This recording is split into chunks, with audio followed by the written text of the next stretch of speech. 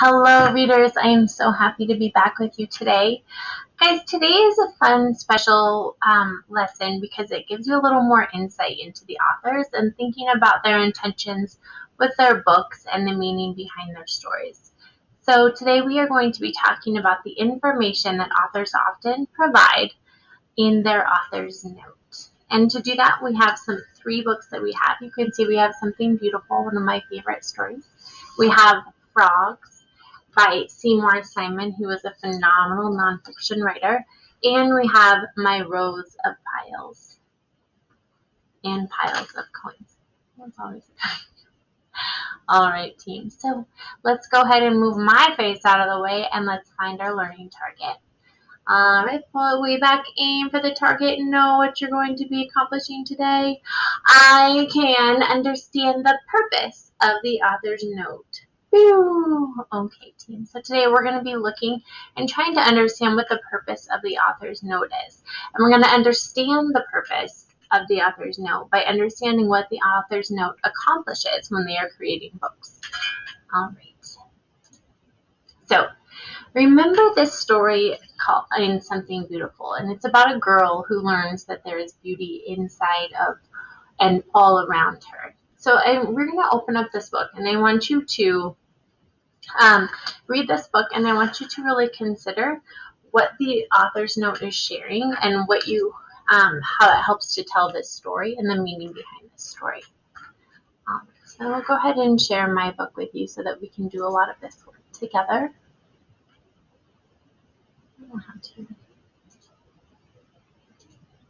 All right, so this book is called Something Beautiful. And inside, you will see this story. And of course, yesterday we had a chance to read about the dedications, and this one is dedicated to my daughter, Georgia, for the kids at P.S. 291 in the Bronx, and in memory of a caring child, Kia Carnegie. All right, so when you're looking at books, oftentimes we are going to be finding the author's note in the front of the book or in the back of the book. Authors will intentionally do this if they want you kind of to have a heads up of what their story is about, or if they want you to kind of reflect on the story. So you can see right now, we've gotten to the first page of the text. So were we able to find the author's note in this first part? No. So what do you do when you look for the author's note? You go all the way to the end of the story. And here is where you can find the story here. So always look at the front and at the end. So let's read the author's note and let's discuss where the author got the idea for this story. Author's note. When I was 8 years old, I asked my mother, whose name was Yvonne, for something beautiful. She gave me one of her wedding gifts, a small white china pitcher with a golden handle and a golden rose embossed on it. I put the pitcher on my windowsill so I wouldn't have to look at the alley outside. I called the pitcher my Something Beautiful. When Mommy gave me the gift, she cautioned me not to forget that I already had something even more beautiful. The something beautiful I had inside. I still have that little pitcher. I keep it next to my bed. It helps keep alive the memory of childhood and my mother's love. So I want us to think right now, where did the idea for this story come from? Where did the author get the idea to write this story, and how is it connected to the story? All right, let's answer the first question. What do you think? Where did the author find and get the idea for this story?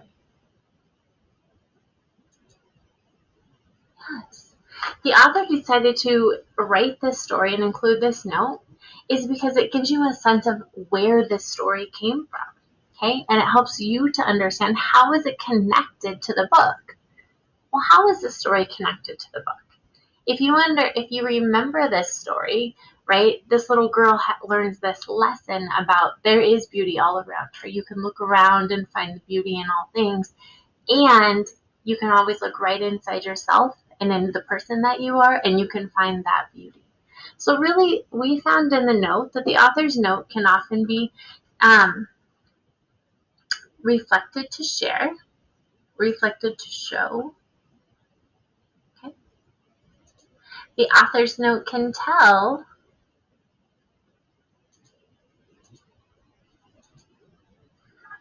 where the idea for the story came from. Right? And in this case, she tells us that the story for this idea came from her own life and memories she shared with her mom. Okay? It can also tell us why the author decided to write a book on this topic. Okay, so here we understand, right, by reading this note, we understand why this was an important message that the author wanted to share, and it helps us to understand where this story came from.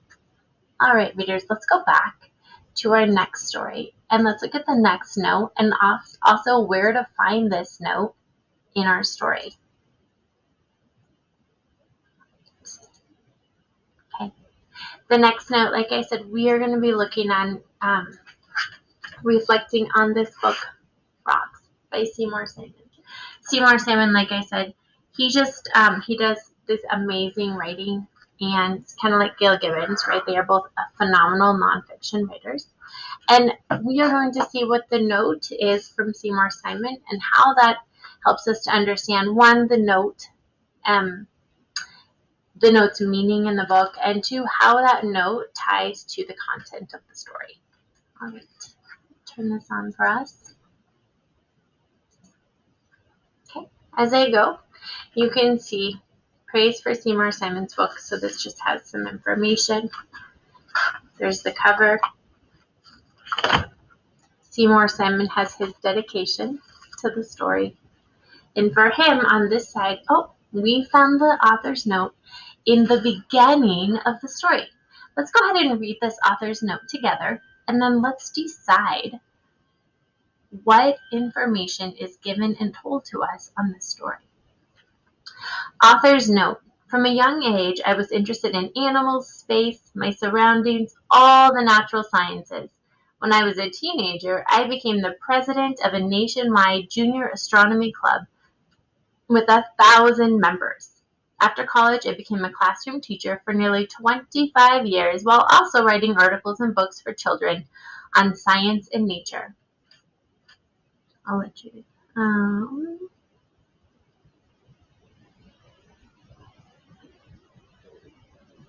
Even before I became a full-time writer.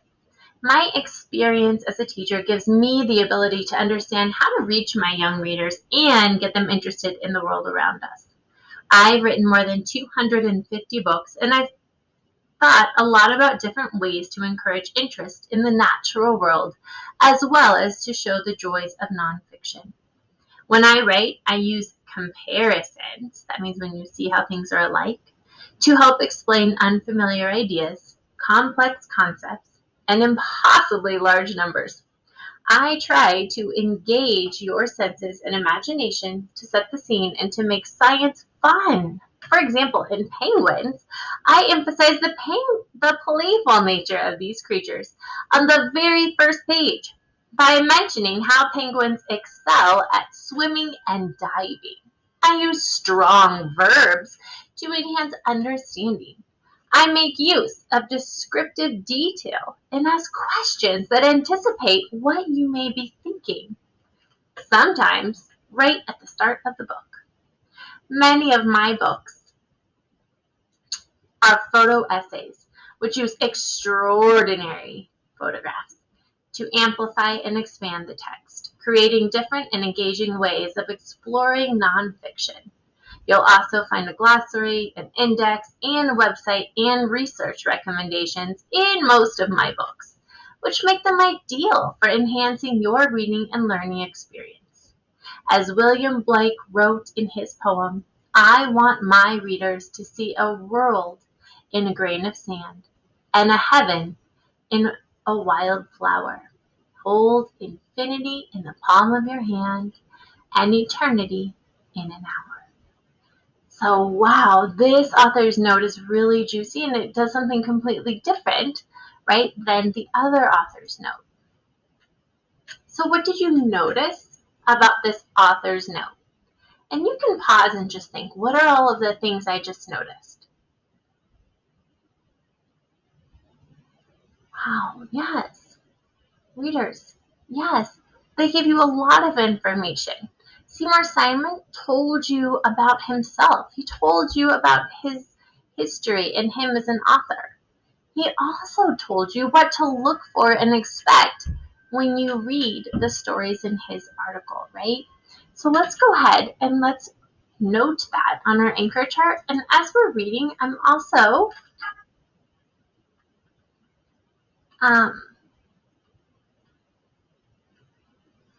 going to be curious to see what you guys are finding in your own books. Okay, so in this one we found, yeah, he included information about the author, and he also let us know information on what to expect from the book. Okay.